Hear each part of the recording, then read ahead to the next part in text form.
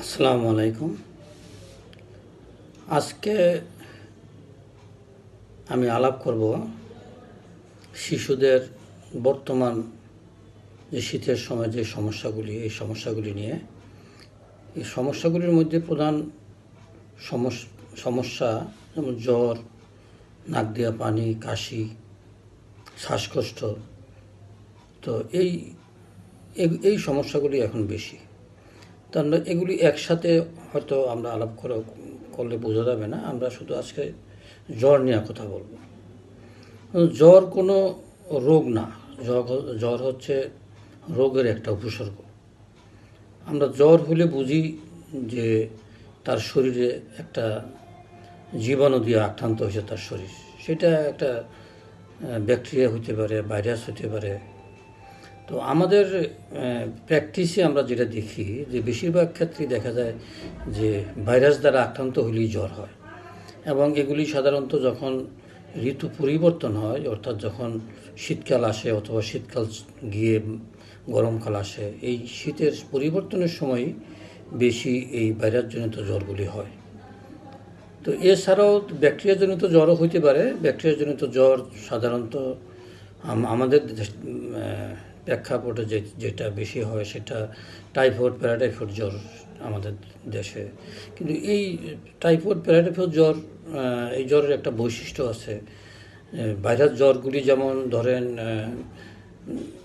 হালকা জ্বর হতে পারে অথবা অনেক বেশি জ্বর হতে পারে, এবং সেই জ্বরের সাথে দুটো নাক দিয়ে পানি পড়া, একটু ঠান্ডা, একটু কাশি, এগুলি থাকবে। আর যদি বড় বাচ্চা হয় তাহলে শরীর ব্যথা, গা ব্যথা, একটু বমি বা বমি করা, খাইতে না পারা, এই সমস্যাগুলি হয়। সাধারণত 3 থেকে 5 দিন ভাইরাস জ্বর আস্তে আস্তে কমে যায়, কোনো ওষুধ, কোনো অ্যান্টিবায়োটিকের প্রয়োজন হয় না।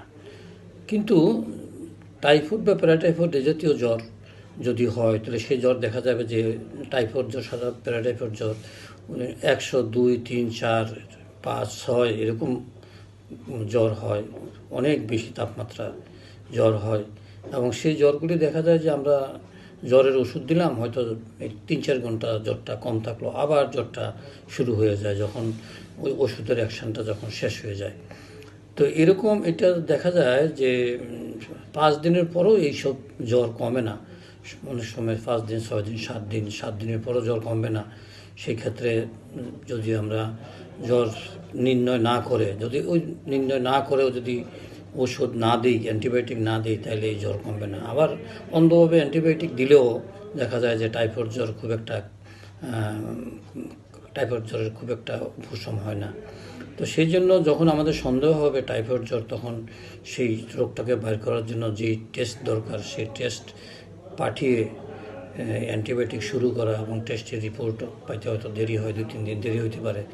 সেই রিপোর্ট পাওয়ার আগ পর্যন্ত ওই অ্যান্টিবায়োটিক মৌখিক চলবে, পরে রিপোর্ট অনুযায়ী এবং শরীরের এবং জ্বরের তীব্রতা অনুযায়ী আমরা সেভাবে চিকিৎসা করতে পারব। এছাড়াও প্রস্রাবে যদি ইনফেকশান হয়, আমরা বলি প্রস্রাবে ইনফেকশান যদি হয় তাহলে সেজন্য জ্বর হতে পারে। সেই জ্বরটা সাধারণত কাঁপায় জ্বর আসে, মানে জ্বর যখন আসে তখন শরীর কাঁপে, শীত করে। আর সাধারণত ভাইরাস জ্বর আমরা দেখি যে যখন সাধারণত যে কোনো জ্বরই দেখা যায় যে জ্বরটা যখন উঠে তখন হাত পা ঠান্ডা হয়ে যায়, হাত পা একদম বরফের মতো ঠান্ডা, মারা এসে বলে। এবং যখন জ্বরটা আস্তে আস্তে এভাবে ঠান্ডা হওয়ার মানেই হচ্ছে জ্বর উঠতে থাকবে। জ্বর উঠতে উঠতে যখন 100, 2, 3, 4 জ্বর উঠলো, তখন তখন হাত পা ঠান্ডা থাকলো। যখন আবার আমরা জ্বরের ওষুধ দিই, জ্বরটা যখন কমে যায় তখন আস্তে আস্তে আবার হাত পা গরম হতে থাকে, তখন বুঝি যে জ্বরটা কমে যাবে। তখন এই জ্বরের চিকিৎসা কী? এই জ্বর যে একটা উপসর্গ রোগের, সেটার চিকিৎসা কী?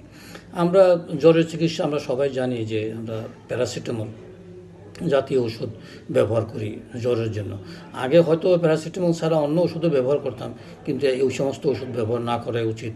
কেননা ডেঙ্গু জ্বরে ওই ধরনের ওষুধ ব্যবহার করলে জ্বরের জন্য হয়তো ক্ষতি হতে পারে, অথবা এমনিও ওই ওষুধগুলি কিডনিতে বা অন্যান্য পার্শ্ব প্রতিক্রিয়া থাকতে পারে। সেজন্য আমরা ওই ধরনের ওই ওষুধগুলি ব্যবহার না করার জন্য বলি। প্যারাসিটামল জাতীয় ওষুধ সেটাই সবচেয়ে ভালো।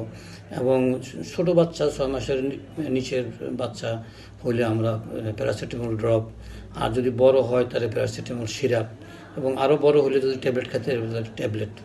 তো প্যারাসিটামল জাতীয় ওষুধ ধরেন বাজারে নাপা, এইস, রেনোভা, ফাস্ট, এই ধরনের বিভিন্ন নামে আছে। আমরা যে কোনো একটা ব্র্যান্ডের ওষুধ ব্যবহার করতে পারি, এবং মাত্রা সম্পর্কে অবশ্যই আপনি একজন ডাক্তারের সাথে বয়স এবং ওজন অনুযায়ী ওজন অনুযায়ী মাত্রার ভিন্নতা হয়, ওজন অনুযায়ী।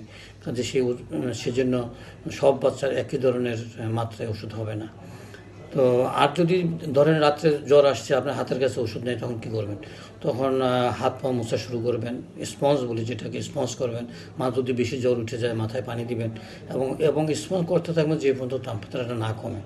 এবং অনেক সময় প্যারাসিটামল দিয়েও আমরা যদি জ্বরের মাত্রা খুব বেশি থাকে, তখন আমরা সিরাপ বা ড্রপের পরিবর্তে তখন সাবুজিটি দিই, যেটি পায়খানা রাস্তায় দিই, যেটা খুব তাড়াতাড়ি অ্যাকশন করে, এবং জ্বর যদি 103-4 হয় খুব তাড়াতাড়ি নামিয়ে ফেলে। এবং পাশাপাশি আমরা এই জ্বরের ওষুধ দিয়ে একটু হাত পা স্পঞ্জ করবো, মাথায় পানি দিব, কেননা ওষুধটা কাজ করতে সময় লাগবে। কাজে এই সময়টা, যেহেতু এই সময়ের মধ্যে জ্বরটা যাতে তাড়াতাড়ি কমে যায়, সেজন্য আমরা গা স্পঞ্জ করব। কেননা জ্বর যদি বেশি হয় তাহলে প্রলাপ বকতে পারে, এমনকি খিঁচুনি হতে পারে। তো জ্বর নিয়ে আজকে এই পর্যন্তই। পরবর্তী ভিডিওতে আমরা অন্যান্য সমস্যাগুলো নিয়ে কথা বলবো। আল্লাহ হাফেজ।